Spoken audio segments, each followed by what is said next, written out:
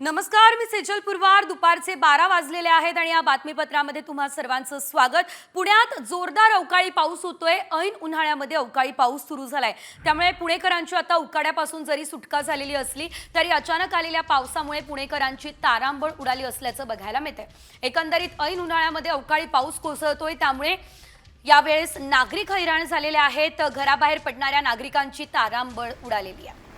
पुण्यामध्ये अवकाळी पावसाला सुरुवात झाली असल्याचं आपण बघतोय. रस्त्यावर अनेक ठिकाणी पाणी साचलेलं आहे. जोरदार पावसाला सुरुवात जी आहे ती पुण्यात झालेली आहे. रस्ते जलमय झालेले दिसत आहे. अधिकचे अपडेट आमचे प्रतिनिधी अक्षय बडवे यांच्याकडून घेऊयात. अक्षय, एकंदरीत पुण्यात कधीपासून पाऊस सुरू झालेला आहे आणि सध्याची काय परिस्थिती आहे?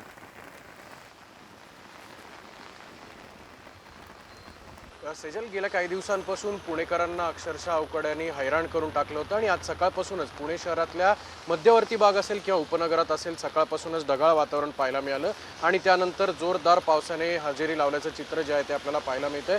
मी पुण्यातील SM जोशी पुलावर सध्या उभा आहे आणि आपण जर पाहिलं तर पावसाच्या मध्यम सरी आता बरसू लागले आहेत. गेल्या काही वेळापासून जवळपास अर्धा ते 1 तासापासून पुणे शहरातील अनेक भाग, ज्यामध्ये सिंहगड रस्ता असेल, धायरी असेल, शनिवारवाडा असेल किंवा मध्यवर्ती भागात पावसाच्या जोरदार सरी बरसत होत्या आणि आता काहीसा वेग जो आहे तो पावसाने कमी जरी केला असला तरी सुद्धा अवघ्या 15 ते 20 मिनिटं झालेल्या पावसामुळे पुण्यातील अनेक रस्त्यांवर नद्याचं स्वरूप आपल्याला पाहायला मिळालं. अचानक झालेल्या पावसामुळे नागरिकांची मात्र चांगलीच त्रेधातिरपीट उडालेली आहे, कारण अचानक आलेल्या पावसामुळे जॅकेट किंवा छत्री न घेतलेल्या बाहेर पडलेल्या नागरिकांना अक्षरशः पावसात भिजलेलंच चित्र जे आहे ते आपल्याला पाहायला मिळते. पुणे वेधशाळेने देखील पुणे शहरात पावसाचा अंदाज दिला होता आणि त्यानुसार प्रतिकूल परिस्थिती निर्माण झाल्यामुळे पुणे शहरातल्या अनेक भागांमध्ये आज आपल्याला जोरदार पावसाने हजेरी लावलेलीचं चित्र जे आहे ते पाहायला मिळतंय.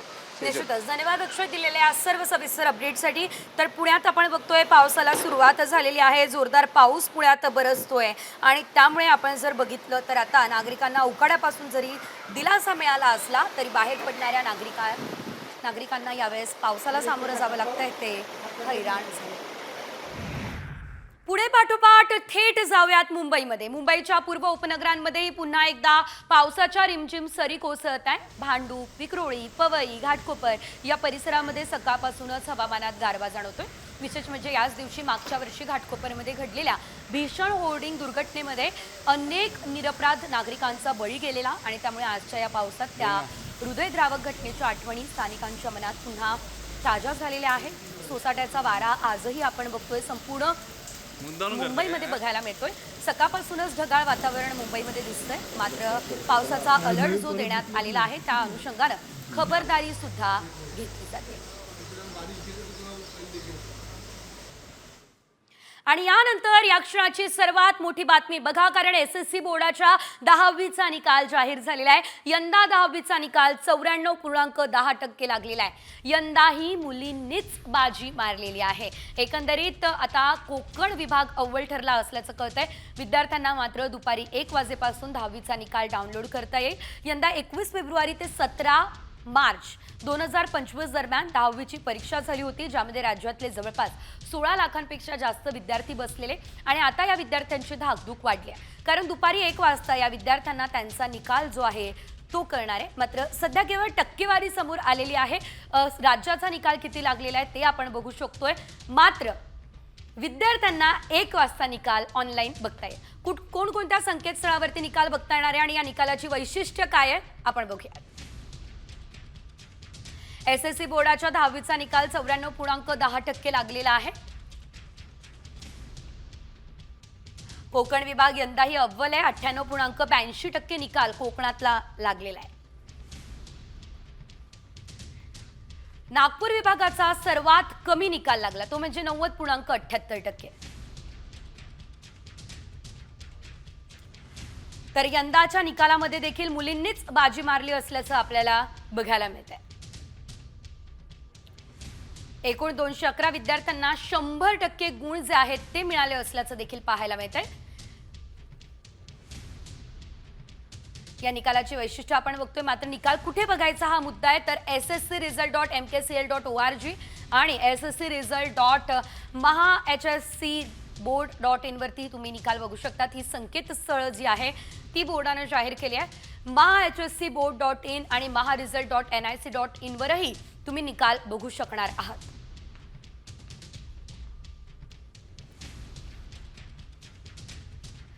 10वीचा निकाल तर लागला, मात्र आता 11वी प्रवेश प्रक्रियेचं काय? तर सोमवारपासून ही प्रवेश प्रक्रिया सुरू होईल. निकालानंतर विद्यार्थ्यांना प्रवेश अर्ज भरण्यासाठी 10 ते 15 दिवसांचा अवधी मिळणार आहे. त्यानंतर पहिली तात्पुरती गुणवत्ता यादी जाहीर होईल. मुख्य 3 प्रवेश फेऱ्या आणि आवश्यकतेनुसार विशेष प्रवेश फेरी प्रसिद्ध सुद्धा केली जाणार आहे. तर 11वीचा निकाल आता 11वीची प्रवेश प्रक्रिया लवकरच सुरू होणार आहे. 10वीचा निकाल आज 1 वाजता जाहीर होणार आहे आणि त्यानंतर सोमवारपासून तुम्ही 11वीच्या वर्गात प्रवेश घेऊ शकणार आहात.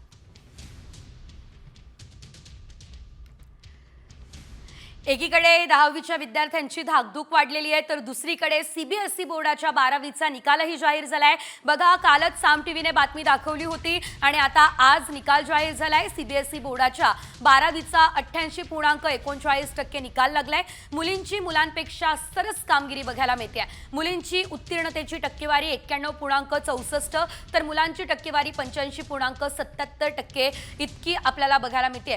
तर cbse.gov.in results.cbse.nic.in वरती तुम्ही निकाल बघू शकणार आहात. 10वीच्या निकालामध्ये सुद्धा मुलींनीच बाजी मारली आहे, तर सीबीएसई बोर्डाच्या 12वीच्या निकालामध्ये सुद्धा मुलींचीच बाजी आपल्याला बघायला मिळते.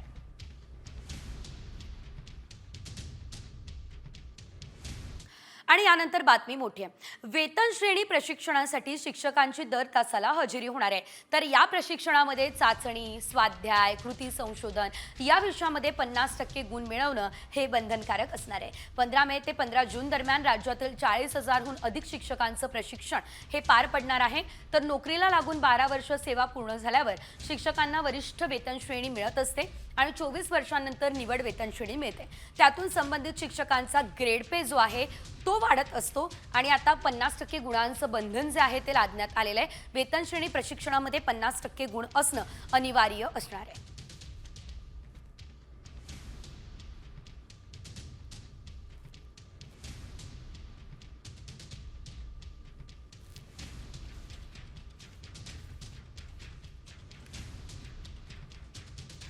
आणि आता बातमी भारत पाकिस्तान संदर्भातली. भारतानं एअर स्ट्राईक केल्याचं अखेर पाकड्यांनी कबूल केलं.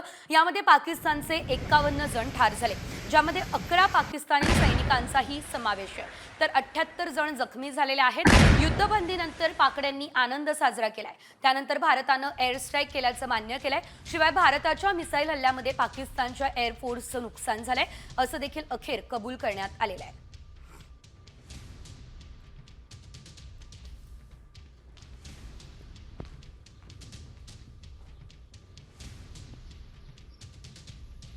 आणि यानंतर एक मोठी बातमी. जम्मू काश्मीरमधून शोपियामध्ये एका दहशतवाद्याचा खात्मा करण्यात आलेला आहे. हा दहशतवादी लष्कर ए तोयबा संघटनेचा असल्याची माहिती आहे. या परिसरामध्ये सध्या सुरक्षा यंत्रणांकडून सर्च ऑपरेशन जारी झालेलं आहे आणि हा पूर्ण परिसर यंत्रणांकडून घेराबंदीमध्ये करण्यात आलेला आहे. तर या परिसरामध्ये अनेक दहशतवादी लपल्याची देखील शक्यता सध्या व्यक्त केली जाते.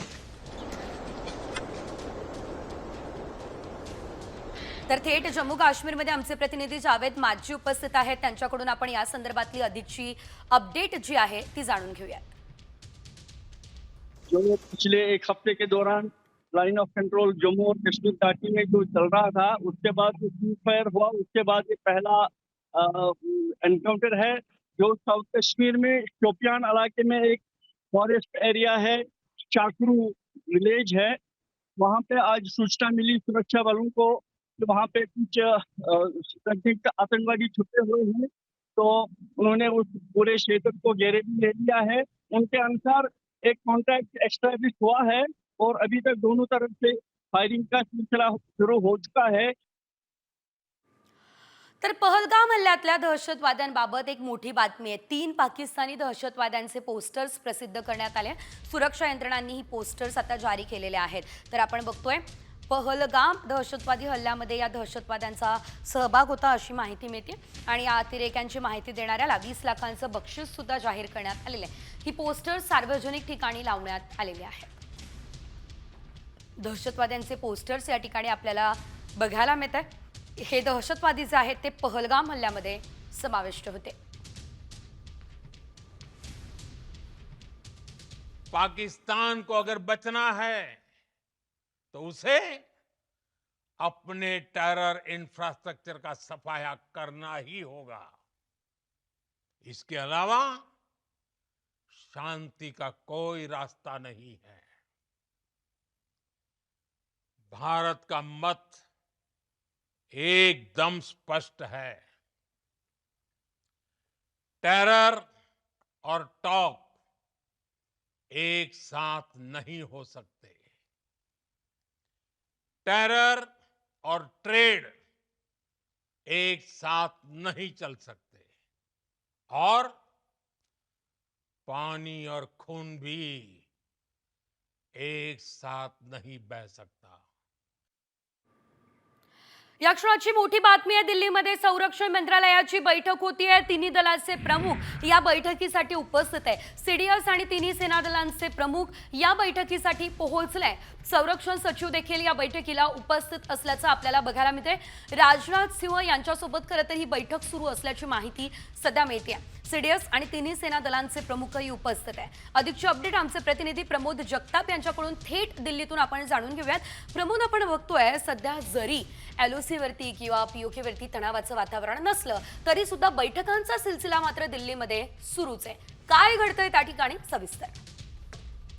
पंतप्रधान माफ करा, संरक्षण मंत्री राजनाथ सिंह यांचं साऊथ ब्लॉक मधील जे कार्यालय आहे त्या ठिकाणी या बैठकीला सुरुवात झालेली आहे आणि बैठकीमध्ये राजनाथ सिंह यांच्यासोबत तिन्ही दलांचे प्रमुख आणि सीडीएस देखील उपस्थित आहेत। देशातील जो सुरक्षेचा आढावा आहे त्या अनुषंगाने या बैठकीमध्ये चर्चा होते। सेजल, मागच्या काही वेळापासून जम्मू काश्मीरमधील काही परिसरामध्ये दहशतवाद्यांना पकडण्याचे काम किंवा दहशतवाद्यांसोबत एन्काउंटर सुरू असल्याची आपल्याला बघायला मिळते। त्या ठिकाणी मोठ्या प्रमाणावरती चकमक देखील सुरू आहे। त्या अनुषंगाने देखील या बैठकीमध्ये चर्चा होत असल्याची माहिती मिळते। ज्या पद्धतीनं एअरफोर्सकडनं पाकिस्तानचे तळ उद्ध्वस्त केले गेले होते त्याची सविस्तर माहिती कालच्या पत्रकार परिषदेमध्ये दिली गेलेली होती। त्यानंतर ही बैठक जी आहे ती महत्त्वाची मानावं लागणार आहे। काल तुम्ही आता जसं म्हणाल तसं एलओसी वरती तणावाचं वातावरण नाहीये। या संदर्भात आणि या बैठकी संदर्भात पुढे देखील माहिती जी ती घेत राहणार आहोत। तुर्तास धन्यवाद।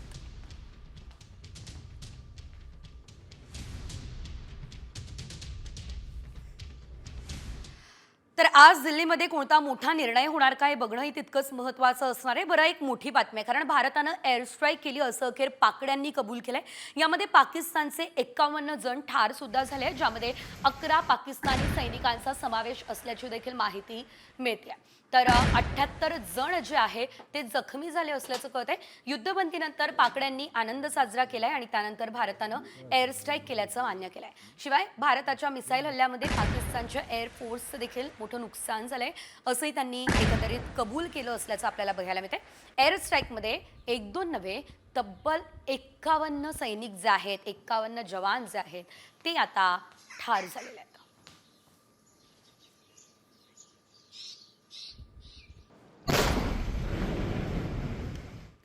आणि आता या क्षणाची एक मोठी बातमी मुंबईमधील सीएसएमटी स्थानकातून बघा, स्थानकामध्ये मोठा अपघात टळलाय। झालं असं की प्लॅटफॉर्म साफ करणारी मशीन रेल्वे ट्रॅकवर कोसळली आहे। मोटरमननं सावधानता दाखवलेली आहे आणि जागीच लोकल थांबवली आहे। मोटरमननं वेळीच लोकल थांबवली, त्यामुळे मोठा अपघात या ठिकाणी टळलाय। सीएसएमटी स्थानकामध्ये फलाट क्रमांक 7 वरती ही घटना घडली आहे। सीएसएमटी स्थानकातील फलाट क्रमांक 7 वरील ही घटना आहे। मशीनमध्ये अनेक मोठ्या ज्वलनशील बॅटरीज होत्या आणि निश्चितच जर या मशीनला लोकलची धडक बसली असती तर अतिशय मोठा अपघात जो आहे तो आज सीएसएमटी स्थानकामध्ये झाला असता। मात्र मोटरमननं सावधानता दाखवली आणि त्यामुळे वेळीच अनर्थ जो आहे तो टळलेला आहे। त्यामुळे मोटरमनचं सर्वत्र कौतुक केलं जाते। अधिकची अपडेट घेऊयात आमचे प्रतिनिधी सचिन गाड यांच्याकडून। सचिन, आपण बघतोय बघा, ही जी मशीन आहे ती निश्चितच खूप धोकादायक आहे। अपघात टळलेला आहे, काय अपडेट या संदर्भात?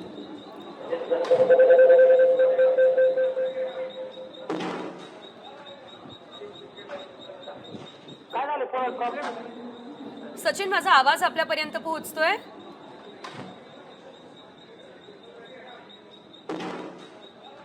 काही तांत्रिक कारणानं सचिनचा आवाज आपल्यापर्यंत पोहोचू शकत नाही। आपण पुन्हा आमच्या प्रतिनिधींना संपर्क करण्याचा प्रयत्न करूच, माहिती घेऊच। मात्र सध्या आपण बघतोय मोटरमनमुळे अनेक जीव जे आहेत ते वाचलेले आहेत।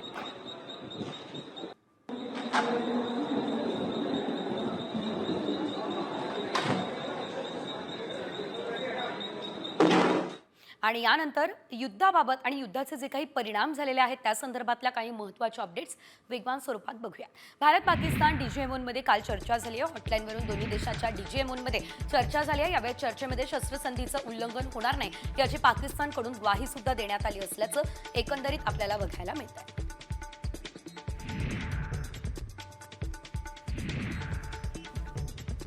जखमी पाकिस्तानी सैनिकांचे लष्कर प्रमुख असीम मुनीर आणि पाकिस्तानच्या पंजाब प्रांतच्या मुख्यमंत्री मरियम नवाज यांनी आता रुग्णालयामध्ये भेट घेतली. त्यांच्या भेटीचे व्हिडिओ सुद्धा आता समोर आले असल्याचं आपण बघतोय. ऑपरेशन सिंदूरमध्ये हे पाकिस्तानी सैनिक जखमी झाले, मात्र ऑपरेशन सिंदूरमध्ये कोणतं नुकसान झालं नाही असा दावा पाकिस्ताननं केलेला, त्यामुळे पाकचा खोटारडेपणा समोर आला. आज जम्मू, चंदीगड, लेह, अमृतसर, श्रीनगर आणि राजकोटला जाणाऱ्या आणि येणाऱ्या सर्व विमानांची उड्डाणं जी आहेत ती रद्द करण्यात आलेली आहेत. तर जम्मू काश्मीर आणि पंजाबमध्ये रात्री ड्रोन दिसले, त्यामुळे इंडिगो विमान सेवेने मोठा निर्णय घेतला. इंडिगोचं पथक या परिस्थितीचं सक्रियपणे निरीक्षण करताना दिसतंय.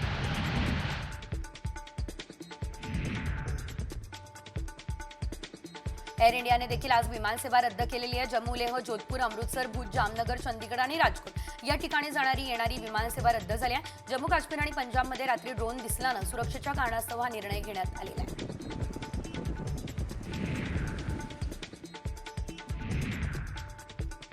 रशियाचे राष्ट्रपती व्लादिमीर पुतीन भारतात येणारे. एकीकडे भारत पाकिस्तान यांच्यामध्ये तणावाची स्थिती आहे, तर पुतीन यांनी भारतात येण्याच्या आमंत्रणाचा स्वीकार केला. त्यामुळे या निर्णयाला विशेष महत्त्व प्राप्त झाले. पंतप्रधान नरेंद्र मोदींनी पुतीन यांना भारतात येण्यासाठी आमंत्रित सुद्धा केलेलं होतं.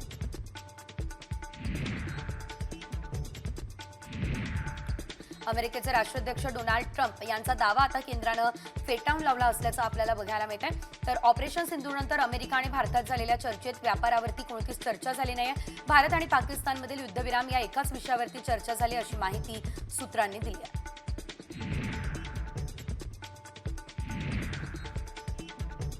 आज राज्य मंत्रिमंडळाची बैठक पार पडेल. अवकाळी पावसामुळे झालेलं शेतीचं नुकसान आणि काही जिल्ह्यातील पाणी टंचाई याचा आढावा या बैठकीमध्ये घेतला जाणार आहे.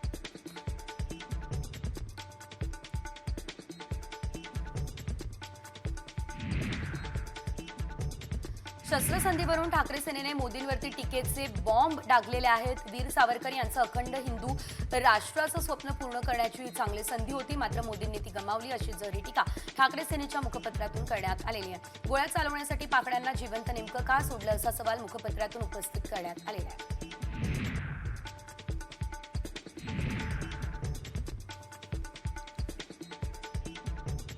ठाकरे सेनेने पंतप्रधान मोदींवर टीका केली आहे. ट्रम्पच्या धमकीनंतर मोदींनी युद्ध थांबवलं असं टीकास्त्र संजय राऊत यांनी पंतप्रधान नरेंद्र मोदी यांच्यावरती डागलं असल्याचं बघायला मिळत आहे.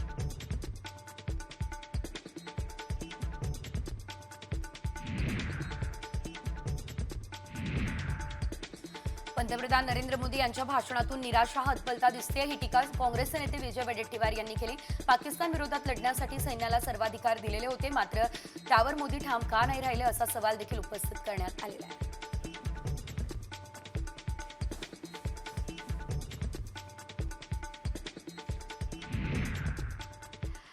आणि आता या क्षणाची एक ब्रेकिंग न्यूज. मोदींनी आज सैनिकांची भेट घेतलेली आहे. आदमपूर एअरबेसवरती पंतप्रधान नरेंद्र मोदी जे आहेत ते दाखल झालेले होते आणि यावेळेस वायुदलाच्या शूर सैनिकांची भेट जी आहे ती यावेळेस पंतप्रधान नरेंद्र मोदी यांनी घेतली असल्याचं बघायला मिळतंय. त्या दरम्यानचे त्यांचे काही दृश्य, काही फोटोग्राफ्स देखील समोर आलेले आहेत, ज्यामध्ये आपण बघू शकतोय पंतप्रधान नरेंद्र मोदी हे या सर्व सैनिकांसोबत आहेत आणि त्यांच्यासोबत जवानांसोबत त्यांनी संवाद सुद्धा साधला असल्याचं आपल्याला बघायला मिळतंय. अधिकची अपडेट या संदर्भात आमचे प्रतिनिधी प्रमोद जगताप देत आहेत. प्रमोद, आदमपूर एअरबेसवरती शूर अशा वायुसेनेच्या सर्व जवानांची भेट मोदींनी घेतली असल्याचं कळतंय. काय नेमकं आज घडलं, सविस्तर? आज सकाळी पंतप्रधान नरेंद्र मोदी हे पंजाबमधील आदमपूर या ठिकाणी गेलेले होते आणि त्या ठिकाणी आदमपूरच्या एअरबेसवरती जे जवान आहेत वायुसेनेचे त्यांच्यासोबत मोदींनी संवाद साधलेला आहे. जे दृश्य समोर आलेले आहेत त्या दृश्यांमध्ये आपण बघू शकतो कशा पद्धतीनं सगळे जवान यांच्यासोबत मोदींनी फोटो देखील काढल्याचं आपल्याला बघायला मिळते. ज्या पद्धतीनं वायुसेनेकडनं ऑपरेशन सिंदूर जे आहे ते यशस्वीपणे राबवले गेले. खरं तर तिन्ही दलांच्या माध्यमातून ऑपरेशन सिंदूर यशस्वीपणे राबवलं गेलेलं होतं, पण त्यामध्ये वायुसेनेचा वाटा जो आहे तो खूप मोठा असल्याचं आपल्याला बघायला मिळालं होतं. कारण थेट पाकिस्तानमध्ये घुसून दहशतवाद्यांचे 9 तळ जे होते ते वायुसेनेनं उद्ध्वस्त केलेले होते, म्हणून वायुसेनेचा खूप मोठा वाटा असल्याचं आपल्याला बघायला मिळालेलं होतं. आणि त्यात सगळ्या वायुसेनेच्या जवानांसोबत पंतप्रधान नरेंद्र मोदी त्यांना भेटले, त्यांच्यासोबत संवाद साधला. ही सकाळी साधारणतः सकाळी पंतप्रधानांची ही पंजाबमध्ये भेट झालेली होती आणि जवानांचं म्हणणं काय आहे ते पंतप्रधानांनी ऐकून घेतलं. सोबतच कौतुक देखील या ठिकाणी सगळ्या जवानांचं पंतप्रधान यांच्याकडनं केलं गेलं आपल्याला निश्चितच प्रमोद, खरं तर ही जी ऑपरेशन सिंदूर मोहीम राबवण्यात आलेली आहे त्यामध्ये जवानांनीच सर्व प्रयत्न केलेले आहेत आणि त्यांच्यामुळेच आज देश सुरक्षित आहे. धन्यवाद दिलेल्या या सर्व अपडेटसाठी. तर पंतप्रधान नरेंद्र मोदी यांच्या निवासस्थानी NSA अजित डोवाल दाखल झालेले आहे. बघा, पुन्हा एकदा अजित डोवाल मोदींची भेट घेत आहे. परराष्ट्र मंत्री S जयशंकर देखील बैठकीला उपस्थित असल्याची माहिती सध्या मिळते. सध्याच्या परिस्थितीबाबत आढावा घेतला जातोय. बातमी अतिशय मोठी आहे, कारण ऑपरेशन सिंदूर राबवण्यामध्ये अजित डोवाल हेच चाणक्य राहिलेले आहेत. त्यांच्याच मार्गदर्शनाखाली ऑपरेशन सिंदूर राबवण्यात आलेलं आहे आणि आता पुन्हा एकदा अजित डोवाल हे पंतप्रधान नरेंद्र मोदी यांची भेट घेत आहे. आणि यानंतर इतर काही मोठ्या आणि महत्त्वाच्या अपडेट्स आपण जाणून घेऊयात वेगवान स्वरूपात झटपट 100च्या माध्यमातून. उद्धव ठाकरे हे आता ॲक्शन मोडवर आलेले. ठाकरे सेनेच्या आमदार, खासदार आणि जिल्हा प्रमुखांची 17 मे रोजी मुंबईमध्ये महत्त्वाची बैठक होणार आहे. शिवसेना भवनामध्ये होणाऱ्या या बैठकीमध्ये स्वतः उद्धव ठाकरे मार्गदर्शन करतील. दुपारी 1 वाजता दादरच्या शिवसेना भवनामध्ये ही बैठक पार पडेल.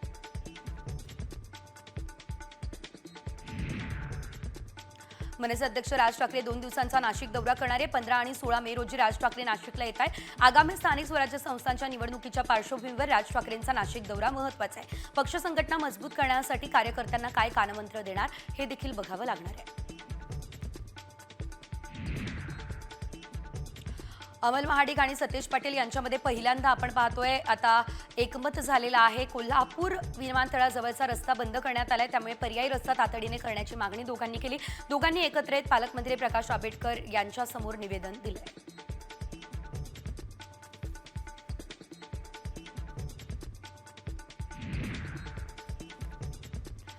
धाराशिवच्या शासकीय विश्रामगृहामध्ये आमदार राणा जगजितसिंह पाटील यांच्याकडून जनता दरबाराचं आयोजन करण्यात आलं असल्याचं आपल्याला बघायला मिळालंय. लोकांच्या अडचणी सोडवण्यासाठी दरबार भरवण्यात आलेला आहे. यासाठी जिल्हाभरातून नागरिक उपस्थित राहिले. लोकांच्या अडचणी सोडवण्याचे निर्देश प्रशासनाला देण्यात आले.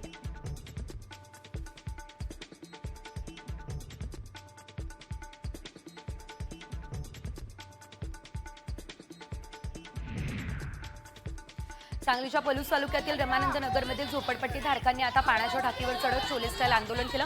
रामानगरमधील रेल्वे हद्दीतील झोपडपट्टी प्रशासनाविरोधात रेल्वे प्रशासनाकडून जमीनदोस्त ही झोपडपट्टी करण्यात आली आणि त्यामुळे त्यांच्या विरोधात या दरम्यान हे आंदोलन करण्यात आलं. पुनर्वसन करण्याची मागणी देखील या दरम्यान करण्यात आलेली आहे.